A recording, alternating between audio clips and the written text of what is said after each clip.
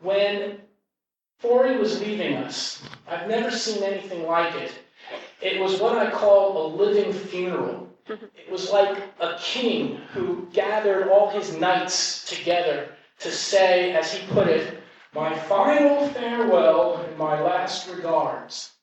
It was a trip to have somebody say that to you, but it was also a blessing to be able to gather with all the people, as many as possible, as many as he was able to physically say hello and goodbye to, and to say goodbye to somebody, and to let that person know how much he was loved and how much he influenced you, and vice versa. And everybody was with him in spirit. I can attest to that. The man left us knowing he was loved. And whether you were there in person, or whether you sent a card, or whether you had him in your hearts, he knew it. So thanks to all of you.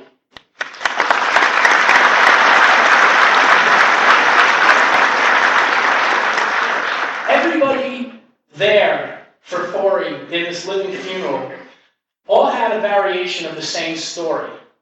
The first famous monsters that they got. Everybody knows what issue number that is. 82. House of Dark Shadows.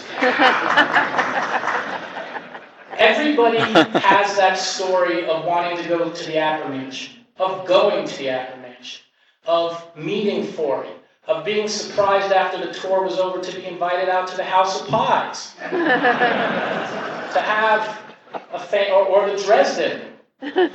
Ships. The ships, that's right.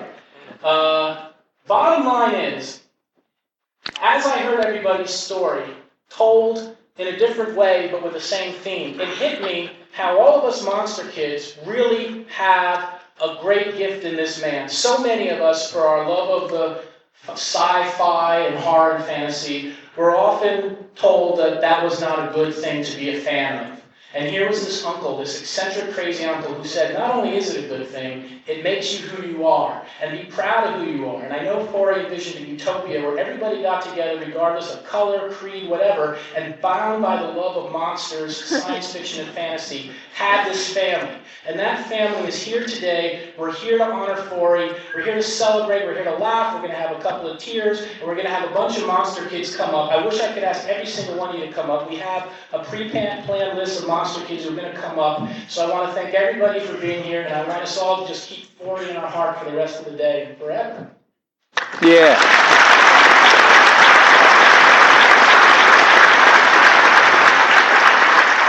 Our first monster kid is known to the world as one of the greatest living authors that exists, for his sci-fi seminal classics such as Fahrenheit 451 and The Martian Chronicles. But the Forrest, our first speaker, our first monster kid, is pretty much known as best friend. From their early childhood, Forrest nurtured this gentleman's career, forming a pattern of mentoring and cheerleading that spanned generations. Ray Bradbury.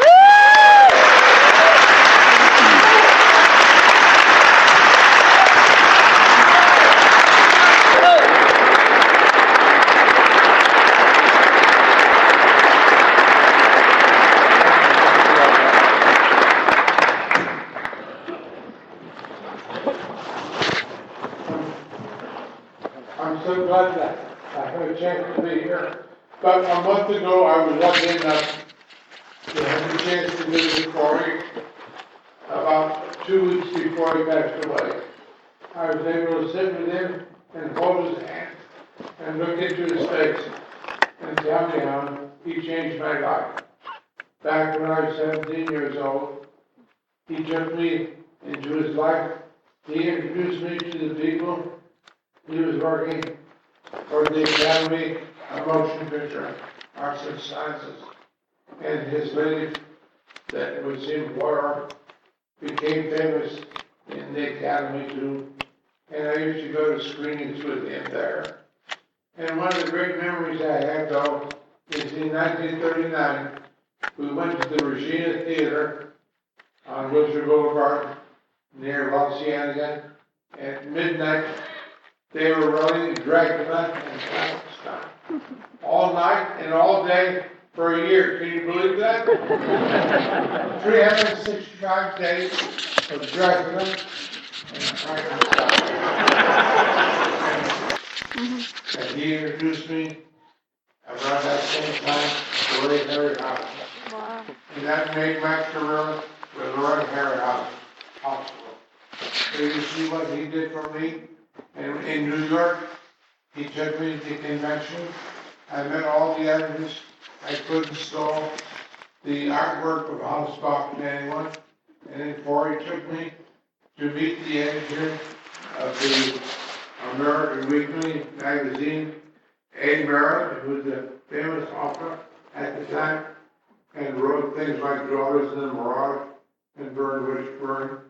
And then he took me to the editor of Weird Tales, Orange Was Right, and I took the artwork of House Bach there, and they sold. Barnes was right, decided to use him on the cover of Weird Tales.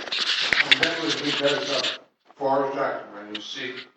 And then I went to the World Science Fiction Convention, and I went to the World's Fair at July 4th evening. And the World's Fair influenced me because I wanted to be a creator of things like the World's Fair. I wanted to be an architect because Forrest Ackerman took me there on July 4th evening. It was glory. So you see, I am the total result of my friendship with this fabulous man. Most memorial services and most funeral services are not sad. But I think today, of all days, I give you permission to be sad. Because we miss him and we love him. And I'm terribly sad. And my tears are in my eyes and in my heart. I'm so glad you're all here to honor him. And we raise his spirit. And we'll go on loving him for the rest of our lives. God bless you all.